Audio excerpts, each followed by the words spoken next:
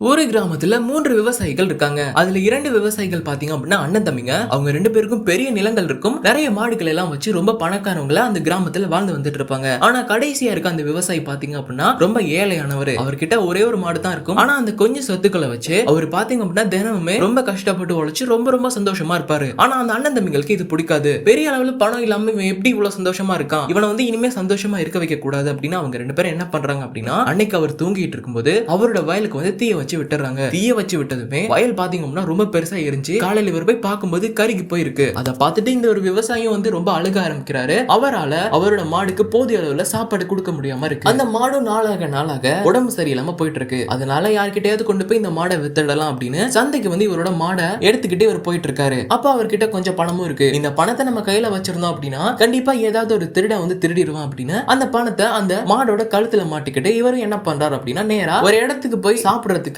அந்த மாடை மரத்துக்கு கீழே கட்டி வச்சுட்டு போய் சாப்பிட்டுட்டு இருக்காரு. அப்போ அந்த கடையோட முதலாளி அந்த மாடை பாக்குறாரு. அந்த மாடு கீழே குனியும் போது அதோட கழுத்துல இருந்து வெள்ளி நாணயங்கள் கீழே உதிர்ந்து விழுக ஆரம்பிக்குது. அப்போ இவரு யோசிச்சுறாரு, இது ஒரு மந்திர மாடு போல வெள்ளி நாணயங்களை கக்கிக்கிட்டு இருக்கு அப்படின்னு. இதனால என்ன பண்றாரு அப்படின்னா, இந்த ஏழை விவசாயி வந்ததுக்கு அப்புறமா ஒரு மூட்டை நிறைய வெள்ளி நாணயங்களை நான் கொடுக்குறேன், எனக்கு இந்த மாடை கொடுத்துருங்க அப்படின்றாரு. இது ஒரு விவசாயியும் இது அவருக்கு கடவுள் கொடுத்த வரமா நினைச்சிட்டு அந்த ஒரு மூட்டை வெள்ளி நாணயங்களையும் வாங்கிட்டு அவரோட மாடை அந்த கடைக்காரருக்கு வித்துறாரு. அதுக்கப்புறமா அந்த பணத்தை இவர் கொண்டு அதுலயே நிறைய நிலங்களையும் நிறைய மாடுகளையும் வாங்கி இவரும் கொஞ்சம் கொஞ்சமா ஒரு பெரிய விவசாயி அந்த கிராமத்துல வந்துட்டு இருக்காரு. அப்படியே இந்த கதையை முடிக்கிறாங்க.